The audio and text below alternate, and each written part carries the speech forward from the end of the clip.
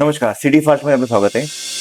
आजचा जो पॉडकास्ट आहे, आपल्यासोबत जे गेस्ट आलेले आहेत सिटी फास्टच्या स्टुडिओमध्ये, ते एक लेखक आहेत, एक प्रकाशक आहे आणि अत्यंत महत्वाच्या विषयावरती सर आपण चर्चा करणार आहोत. एक सामाजिक विषय असेल आणि असा एक विषय ज्याकडे सर्वांचं दुर्लक्ष झालेलं आहे आणि जे खूप महत्वाचं आहे. बरोबर. असा एक महत्वाचा विषय आज आपण आपल्या स्टुडिओमध्ये चर्चा करत आहोत. आपल्यासोबत आपले आजचे गेस्ट आहेत माधव किल्लेदार सर, ज्यांनी बरेच पुस्तकांना त्यांनी तयार केले, लिहिलेलं आहे आणि ते प्रकाशित केलेलं आहे त्यांच्या स्वतःच्या प्रकाशनमध्ये. आणि असं एक खूप चांगलं व्यक्तिमत्व आपल्याला आज आपल्या स्टुडिओमध्ये लाभलेलं आहे. सामाजिक विषयावरती आपण एक महत्वाचा मुद्दा जो सगळ्यांपासून लपलेला आहे, तो एक मुद्दा आपण आज बोलणार आहोत. तो एक महत्वाचा मुद्द्यावरती आपण आता चर्चा करूया. आशा करतो की तुम्ही आजचा हा जो पॉडकास्ट होईल, आपला इंटरव्ह्यू होईल आपला, यातून जे व्ह्युअर्स आहेत त्यांना खूप जास्त महत्वाची माहिती मिळेल अशी मी अपेक्षा करतो. ओके, तुमचं वेलकम आहे सर आपल्या सिटी फास्ट स्टुडिओमध्ये. Thank you very much. सो माझ्याकडे काही प्रश्न आहेत तुमच्यासाठी आणि ते प्रश्न आपण जे व्ह्युअर्सला पडतात आपल्या, असे काही छोटे मोठे प्रश्न आहेत, ते आपण प्रश्न विचारायला सुरुवात करूया, तुमची जर हरकत नसेल तर. अवश्य. येस सर, एक प्रश्न आहे. एक सामाजिक अडचण आहे खूप मोठी, एक खूप मोठा प्रॉब्लेम चालू आहे मार्केटमध्ये. अच्छा. आणि मला वाटतं की आता जेवढे व्ह्युअर्स आपल्याला हे पॉडकास्ट पाहतायत त्यापैकी काही लोकांच्या, म्हणजे मॅक्झिमम लोकांना हा प्रॉब्लेम असेलच कदाचित. नातवंडांना आजोबाच माहित नाहीयेत किंवा नातवंडांना आजोबाबद्दलची काही माहिती नाहीये किंवा नातवंडांना आजोबाचं नाव माहित नाही, आजीचं नाव माहित नाही. असे पण बरेच किस्से आहेत. असे बरेच कामाच्या अनुभवातून तुम्हाला आला असेल की नातवंडाचं आणि आजोबांचं रिलेशन्स जे आहे ते काही कारणास्तव ब्रेक झालेलं आहे किंवा त्यांच्याबद्दलची माहिती त्यांच्यापर्यंत नाहीये. हे काय चाललंय समाजामध्ये, थोडक्यात सांगू शकता? नाही, हा ऍक्च्युली खूप मोठा गंभीर प्रश्न आहे. म्हणजे बेसिकली की बऱ्याच वेळा असं होतं की आपल्याला आपल्या पूर्वजांविषयीची माहिती नसते. बरोबर. ऍटलिस्ट आपण ज्या कुळामध्ये जन्म घेतलेला आहे, समजा जसं आम्ही किल्लेदार, माधव श्रीकांत किल्लेदार, बाबा किल्लेदार हे आमचं कुळ आहे, तर यांच्याविषयीची मला काही ना काही तर किमान माहिती असायला हवी. बरोबर. अगदी तुम्हाला मागच्या अगदी सगळ्या 21 पिढ्यांचा उद्धार करायचा नाही किंवा 21 पिढ्या तुम्हाला माहिती नकोय, परंतु किमान मागच्या किमान 7, 8, 10 पिढ्यांपर्यंत तरी आपल्याला माहिती असायला हवी. त्यापेक्षाही आपण असं म्हणूयात की आपल्याला आपल्या आजी आजोबांविषयीची तरी माहिती असायला हवी. आज प्रश्न असा आहे, कोणाला जर विचारलं बऱ्याच वेळा की अरे तुझ्या आजोबांचं नाव काय, तर तो थोड्या वेळ जरा डोकं खाजवतो, कोण असं, आणि नंतर मग त्याला ते आठवतं. असं नको व्हायला. आपल्यामध्ये एक प्रकारचा तो कृतज्ञतेचा ठेवा जो आहे तो आपल्यामध्ये असणं गरजेचं आहे.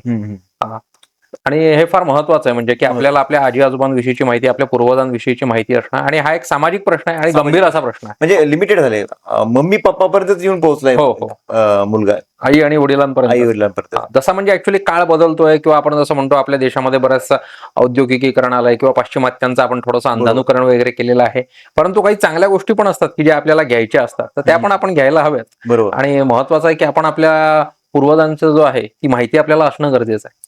तर ते ऍक्च्युअली कशामुळे होतंय, म्हणजे हे मुलांना ते नॉलेज का नाहीये आताची पिढीला किंवा आताचे जे काही स्टँडर्ड यंग जनरेशन म्हणण्यापेक्षा 1st to 5 स्टँडर्ड पर्यंतचे जे विद्यार्थी आहेत किंवा 10th पर्यंतचे विद्यार्थी असतील, त्यांना हे का माहित नाहीये? नाही, याला त्यांचा दोष नाहीये सर. याला ना त्यांचा दोष आहे ना त्यांच्या आई वडिलांचा दोष आहे. याला बेसिकली जबाबदार आहे ती परिस्थिती. म्हणजे त्या ठिकाणी हे कोणी या जनरेशन टू जनरेशन गॅप पण याला म्हणता येणार नाही, पिढीमधलं अंतर पण म्हणता येणार नाही. काय झालेलं आहे की जसा जसा काळ बदलतोय तशा प्रकारे माणसाच्या गरजा बदलत चाललेल्या आहेत. गरजा बदलत चालल्यामुळे काय होतं की पूर्वीच्या काळी आपल्या देशामध्ये 12 बलुतेदारांची एक पद्धती होती, तेव्हा सगळेजण गावामध्ये एकत्र राहायचे. आपल्याला माहिती असेल, आपण आपलं प्रत्येकाचं एक कुठलं तरी मूळ असं एक गाव असतं, तर तसं होतं. त्यानंतर जशी परिस्थिती बदलली, औद्योगिकीकरण जे आहे ते जगामध्ये आलं, त्याच्यानंतर आपण जे आहे ते आता आयटीच्या युगामध्ये आहोत, आता आपण AI मध्ये सुद्धा आलेलो आहोत, आर्टिफिशियल इंटेलिजन्स मध्ये पण आता आलेलो आहोत.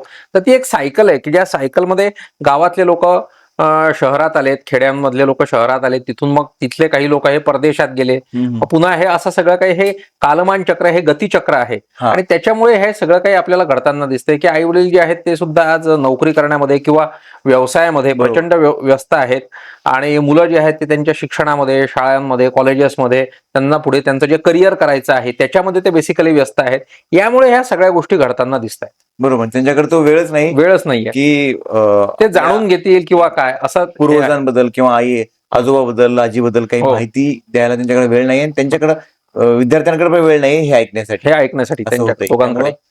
हे जे हा जो खरं खूप मोठा प्रॉब्लेम आहे. कारण काही दिवसांतर असं की ते पिढी लुप्त होत चालली आहे, काही माहितीच नाही, पूर्वजांनी काय केलेलं माहित नाही. बरं, शहराकडचे लोक गावाकडे जात नाहीयेत, हो, असं होतंय. तो पण एक शेवटी प्रश्न आहे की रिव्हर्स डायरेक्शनने खरं तर आपण जायला हवं, जे गांधीजींनी एकदा म्हटलं होतं की खेड्यांकडे चला वगैरे, हा हा हा ते आपलं होत नाहीये. होत नाही. परंतु आणि आपण इथे आहोत, पण आपल्याला तरी सुद्धा आपल्या मूळ आपल्या गावातले लोक कोण आहेत किंवा आपले पूर्वज कुठे होते, हो, त्यांचा काय संघर्ष आहे, तो आपल्याला बेसिकली माहिती संघर्ष नाही. माहित आहे हा, थोडक्यात. तो आपल्याला माहिती नाही.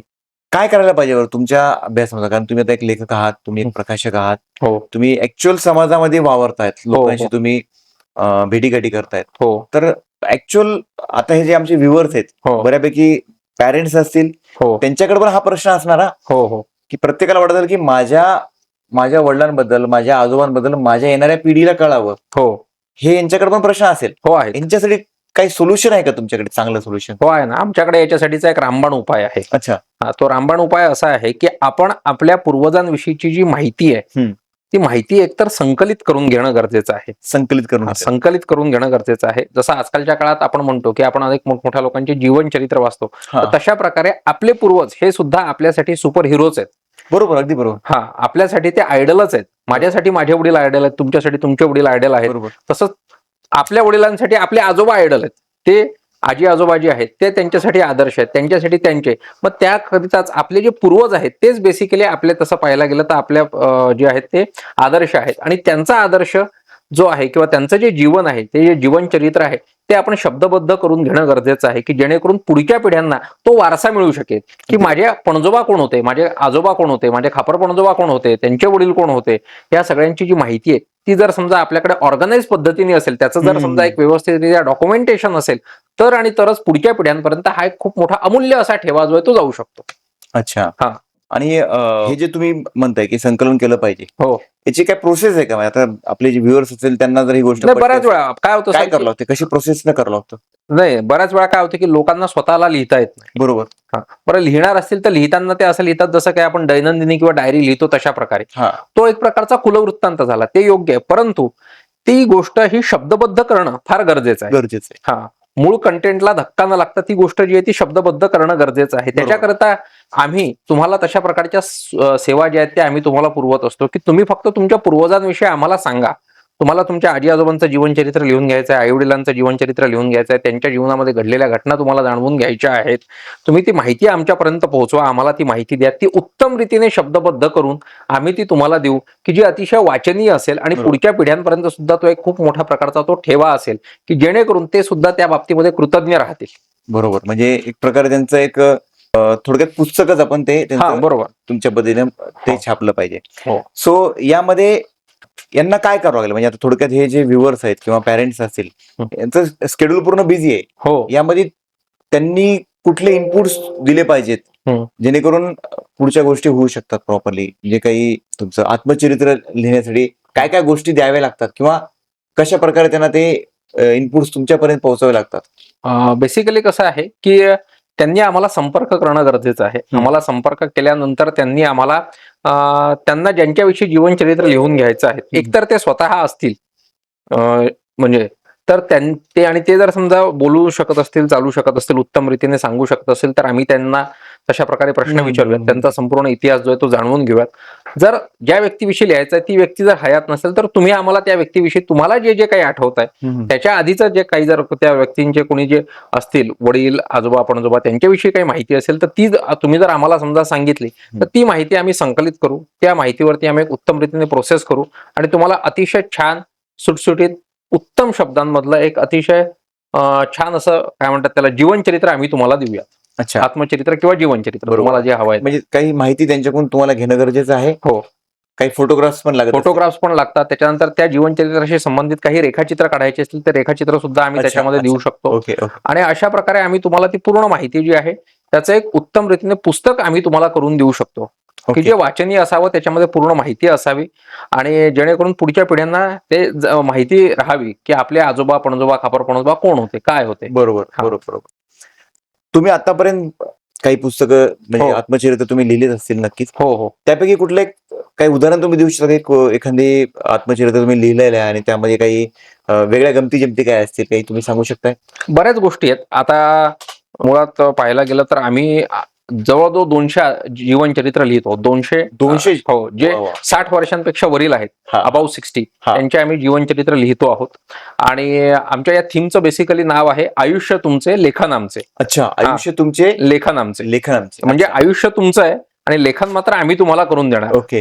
तुम्ही जे सांगाल त्याच पद्धतीने त्याच शैलीने आम्ही तुम्हाला तुमचं ते संपूर्ण लेखन आम्ही तुम्हाला करून देणार. ही आमची बेसिकली टॅगलाईन आहे. अच्छा. आणि त्याच्या अंतर्गत आम्ही जवळजवळ 200 लोकांचं जीवनचरित्र लिहितो आहोत. त्याच्यात बरेचसे असे किस्से आहेत, म्हणजे आपण जसं म्हणतो की बऱ्याचशा काही अशा प्रेरणादायी गोष्टी आहेत, काही गमती जमती आहेत. आणि एकंदरीतच सांगायचं झाल्यास काळ बदलतो परंतु माणसाचं जीवन कधी बदलत नाही. ही एकच गोष्ट फार महत्वाची आहे. आणि आम्ही जे काही जीवनचरित्र लिहिलं त्यातलं एक अतिशय महत्वाचं जीवनचरित्र मी तुम्हाला सांगेल की सुमनताई धर्माधिकारींचं म्हणून आहे. तुम्हाला गोट्या नावाची मालिका माहिती आहे? हो, राजदत्तांची. बरोबर. त्याच्यामध्ये गोट्या नावाची भूमिका करणारा जो होता जॉय घाणेकर, त्याच्या आजीची जे भूमिका करायच्या राधाक्कांची, त्यांचं त्या ऍक्ट्रेसेसचं नाव आहे, त्या नटींचं नाव आहे सुमनताई धर्माधिकारी. त्या सध्या 95 वर्षांच्या आहेत, आपल्या पुण्यातच असतात, वारज्यात राहतात. ओके. आणि त्यांचं मी नाट्ययोगिनी नावाचं आम्ही जीवनचरित्र लिहून दिलं. आणि मला ऍक्च्युली ती संधी जी आहे ती माझ्या मुलीमुळे मिळाली. कारण सुमनताई धर्माधिकारींची जी मुलगी आहे राणीताई शिरोडकर, त्यांची स्वतःची एक शाळा आहे आणि त्या शाळेमध्ये माझी मुलगी जाते. ती सध्या LKG ला आहे. आणि तिने तिथे असंच आमचं ते आयुष्य तुमचे लेखन आमची एक ऍड वगैरे केली मित्रांसोबत खेळत असताना. आणि राणीताईंनी मला फोन केला की अरे तुझी मुलगी असं काहीतरी करते तर तुम्ही काय जीवनचरित्र लिहून देता का? म्हटलं हो. तर म्हणे माझ्या आईचं लिहून द्याल का? म्हटलं अवश्य का नाही. म्हणून मी त्यांचं जीवनचरित्र लिहून दिलं. आणि आश्चर्याची गोष्ट अशी पहा सर की हे जीवनचरित्र अतिशय उत्तम आणि अतिशय छान झालं. आणि राणीताई शिरोडकरांच्या म्हणजे पुढाकारांनी ऍक्च्युली ते जे जीवनचरित्र आहे त्याचं उद्घाटन, त्या पुस्तकाचं प्रकाशन हे राजदत्तांच्या हस्ते करण्यात आलं. ओके. जो खूप मोठे दिग्दर्शक आहेत त्यांच्या हस्ते ते करण्यात आलं. आणि ते एक संवेदना प्रकाशन म्हणून आहे, हिरवेंचं एक प्रकाशन म्हणून आहे. तर त्याच्यामध्ये नितीन हिरवे त्यांनी ते ऍक्च्युली पुस्तक जे आहे ते काढलं. आणि त्याचं खूप मोठ्या प्रमाणावरती ते म्हणजे पहिल्या काही दिवसांमध्येच त्याची पहिली आवृत्ती पण संपली. म्हणजे बरोबर. ऍक्च्युली म्हणजे ते ऍक्च्युली पुस्तक त्यांनी स्वतः ते पब्लिश करून लोकांपर्यंत पोहोचवण्यासाठीच. हे कशासाठी देतात की नाट्य आणि चित्रपट क्षेत्रामध्ये काम करणारे सगळे नट आणि नटी जे असतील यांना एक उत्तम मार्गदर्शन मिळावं. म्हणजे सुमनताई धर्माधिकारींच्या जीवनचरित्राचं वैशिष्ट्य असं केवळ ते जीवनचरित्र त्यांच्या पुढच्या पिढ्यांसाठी प्रेरणादायी नाहीये, तर या क्षेत्रामध्ये काम करणारे जे कोणी आहेत, लेखक असतील, दिग्दर्शक असतील, ऍक्टर असतील, ऍक्ट्रेसेस असतील, तंत्रज्ञ असतील, यांना सुद्धा ते मार्गदर्शक ठरलं. आणि याच्यामध्ये बऱ्याचशा वेगवेगळ्या प्रकारचे किस्से, बऱ्याचशा वेगवेगळ्या प्रकारच्या गमती जमत्या त्यांनी आम्हाला सांगितल्या की त्या काळात असलेलं चित्रपटसृष्टी कशी होती, त्या काळातली नाट्यसृष्टी कशी होती आणि आता झालेला बदल कसा आहे, या अशा बऱ्याच गोष्टी त्यांनी सांगितल्या. त्यांनी केलेले प्रयोग, हार हिंडते आकाशी नावाचा एक त्यांचा एकपात्री प्रयोग होता की जो प्रचंड गाजला. त्याचे जवळजवळ त्यांनी 10-15 हजार प्रयोग केलेत. संपूर्ण भारतभरात, संपूर्ण जगभरात त्यांनी त्याचे प्रयोग केलेत. तर त्यावेळी कशा प्रकारे लोकांचा त्यांना रिस्पॉन्स यायचा, अशा ते बऱ्याच गोष्टी आहेत. बरोबर.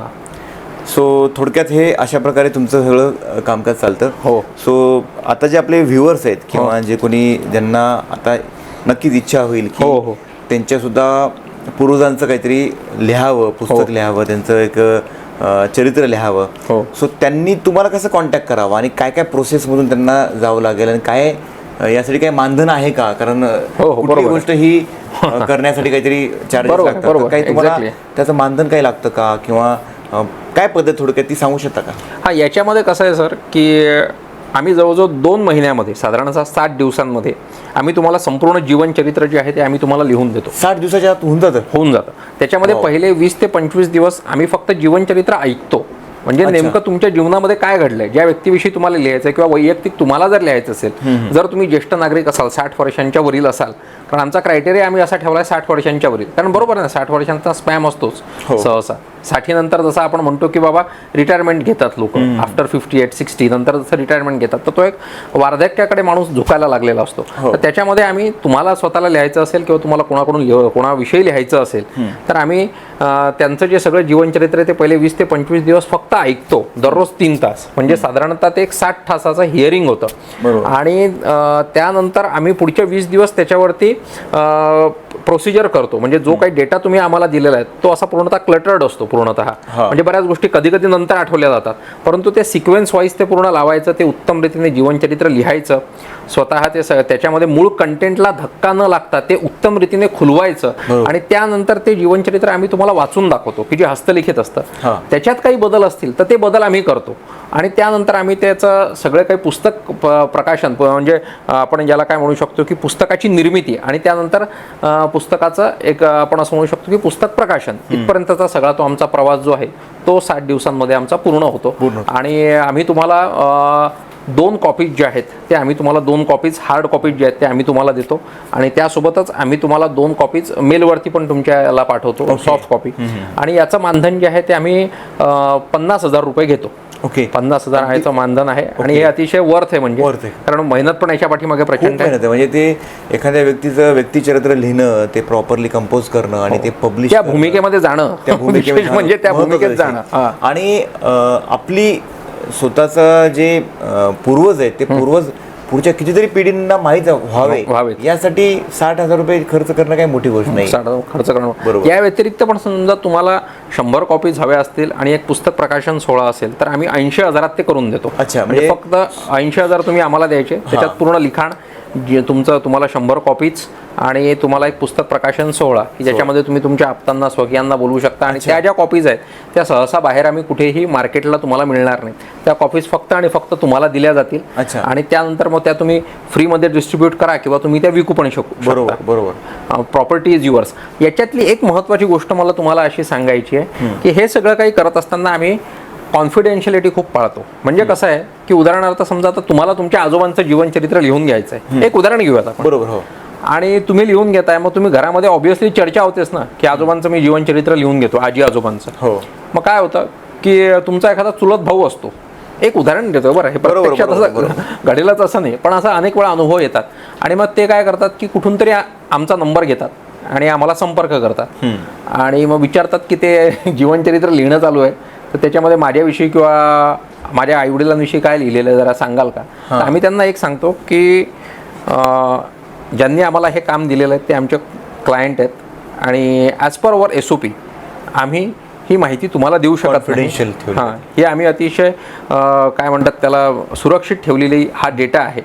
हे एकदा जीवनचरित्र पूर्ण झालं आम्ही ते त्यांना देऊ, त्यानंतर तुम्ही त्यांच्याकडून ते कलेक्ट करू शकता किंवा त्यांच्याशी तुम्ही संपर्क करू शकता, परंतु आम्ही मात्र ते तसं देऊ शकत नाही कोणाला. आणि कोणाचाही डेटा किंवा कोणाचंही जीवनचरित्र आम्ही कोणालाही देत नाही, सगळ्यात महत्त्वाची गोष्ट. नाही, अतिशय चांगल्या पद्धतीनं हे तुमचं काम चालतं. माझ्या खरं तर आमच्या टीमकडून तुम्हाला शुभेच्छा आहेत. आणि जे व्ह्युअर्स असतील त्यांना मी सांगू इच्छितो की तुम्ही जर हा पॉडकास्ट पाहत असाल तर तुम्ही या पॉडकास्टला पण मेसेज करू शकता, रिप्लाय करू शकता आणि तुम्ही सरांपर्यंत पोहोचू शकता. ऑलरेडी स्क्रीनवरती सरांचा नंबर आहे, त्या नंबरवर तुम्ही कॉल पण करू शकता आणि तुमच्या पूर्वजांचं नक्की तुम्ही एक चरित्र, आत्मचरित्र तुम्ही तयार करून नक्की घ्या. आणि खूप चांगल्या पद्धतीने सर करतायत. आतापर्यंत 200 लोकांचं सरांनी जीवनचरित्र लिहिलेलं आहे. सो सर तुम्हाला सुद्धा शुभेच्छा. आणि तुम्हाला काही बोलायचं आमच्या व्ह्युअरला? आपल्या सर्व व्ह्युअर्सला आणि आपल्या सर्व दर्शकांना माझ्या खूप खूप शुभेच्छा आणि आपल्याला सुद्धा माझ्या खूप खूप शुभेच्छा. आणि मुळात आज आपण मला एवढ्या छान अशा पॉडकास्टला बोलवलं तर त्याबद्दल मी सदैव आपला ऋणी आहे. कारण घरातल्या लोकांचे कधी आभार मानायचे नसतात, नेहमी त्यांच्या ऋणात राहायचं असतं. आणि आपले सगळे व्ह्युअर्स किंवा आपली सगळी फॅमिलीसुद्धा, आम्ही पण एक प्रकारे आता त्यातले एक फॅमिली मेंबर आहोत, त्यामुळे मी पण त्या सगळ्यांच्या ऋणामध्ये आहे, मी त्या सगळ्यांचा ऋणी आहे. आणि आपण आम्हाला अवश्य संपर्क करा. शामराज प्रकाशन म्हणून आमचं प्रकाशन संस्था आहे आणि तिथे आपण आम्हाला संपर्क करावा आणि आपल्या पूर्वजांचा जीवनचरित्र, पूर्वजांचा जो काही एक अमूल्य ठेवा आहे तो आपण आपल्याकरिता जतन करून ठेवावा, जेणेकरून पुढच्या पिढ्यांना आपल्याविषयीची एक वेगळी कृतज्ञता जी आहे ती कायमस्वरूपी स्मरणात राहील. धन्यवाद.